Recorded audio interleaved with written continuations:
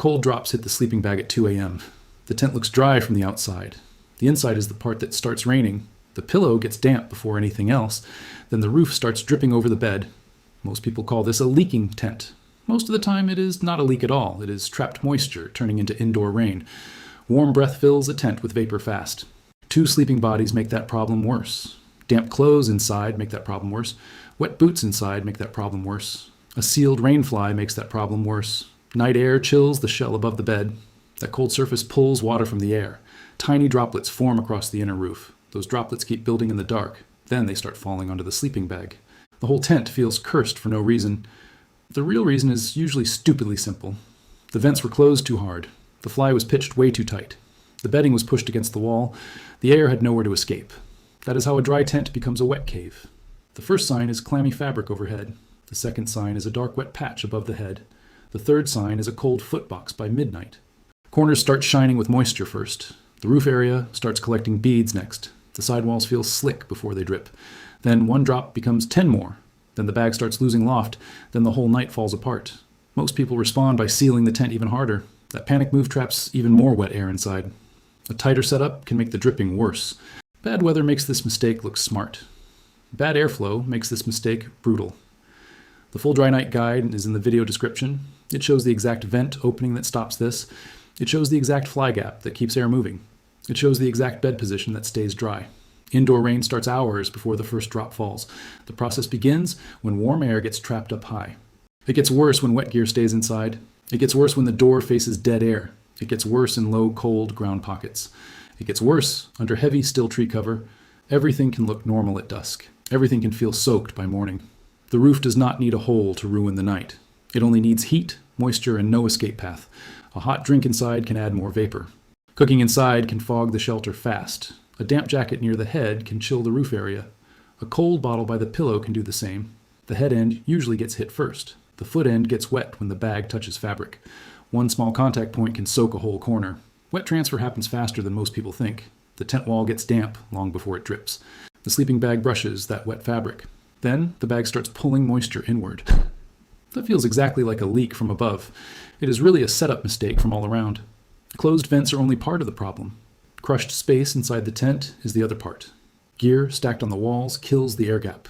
Blankets stuffed into corners kill the air gap. Pillows pressed into the roof kill the air gap. Once that buffer disappears, dripping gets mean fast. The driest tents always have breathing room. The driest tents always have smarter spacing. The full guide in the video description shows the no-drip setup order. It shows the hidden mistakes that quietly ruin dry nights. It shows the repeatable setup that works in rain. It shows the exact version most campers never get right. Small changes decide whether the tent sleeps dry. The next mistake is the one almost everyone misses. It looks harmless before bed. It ruins the whole shelter by dawn. The hidden killer is overprotecting the tent. Every edge gets buried hard to the ground. Every vent gets shut to feel safer. Every wet bag gets thrown inside to stay dry. That protection creates a wet box. The fix starts by giving moisture a way out. High vents must stay cracked whenever weather allows. Warm, wet air rises and needs a top exit. A small top opening beats a soaked sleeping bag. Low airflow matters just as much. A low intake feeds the escape path above.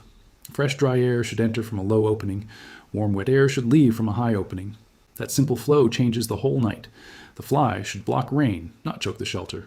A little gap keeps the tent breathing. A little gap also cuts cold surface transfer.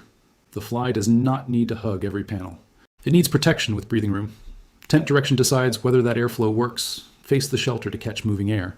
Do not point it into dead still corners. Light breeze is better than sealed silence. Site choice matters before the stakes go in. Low spots collect cold, damp air. Wet ground keeps feeding moisture upward. Slightly higher ground usually sleeps much drier. Thick still cover can trap humidity around the tent. Open moving air usually dries much faster. Bed placement is the next big fix. Keep the sleeping bag off every wall. Keep the pillow away from the roof edge. Keep quilts out of the corners. 1 inch of space can save the whole bag. Small clips can hold loose fabric away from the bed. Short cords can stop blankets from brushing walls. A simple air gap protects the loft. Gear placement matters just as much. Packs should never block the sidewalls. Jackets should not hang over the bed area. Wet socks should never dry near the pillow. Boots should stay out of the sleeping zone.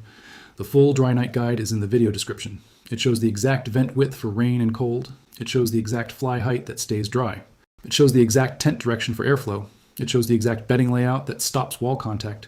Most people guess this and keep suffering for it. Guessing is why the same bad night repeats. The smartest setup happens before the air gets heavy. Open the shelter early and dump trapped moisture fast. Keep wet gear out before sleep whenever possible. Wipe heavy condensation before it starts pooling. Reset the bag so nothing touches the shell. Check the corners before the lights go out. Check the roof above the head. Check the footbox clearance. Check the fly gap on the wind side. Check the low intake on the opposite side. This whole check takes only a few minutes. It saves hours of wet misery. The difference shows up after midnight. The roof stays dark instead of glossy. The pillow stays dry instead of clammy. The bag stays lofted instead of cold and flat. The walls stay dry instead of dripping. Morning feels like camp, not punishment. Another dumb mistake is drying everything inside. One wet towel can feed the whole roof. One steaming meal can fog the shelter fast. One soaked jacket can push the system over the edge. The tent is not a drying room. It is a shelter that needs airflow to stay usable. The full guide in the video description gives the exact dry overnight checklist. It gives the setup sequence most people skip. It gives the mistake list that causes indoor rain. It gives the repeatable system for cold, wet nights. It gives the exact no-drip setup, step by step. Dry tents do not happen by luck. Dry tents happen by exact setup. A few inches in the right place change everything. That is what stops a tent from raining inside.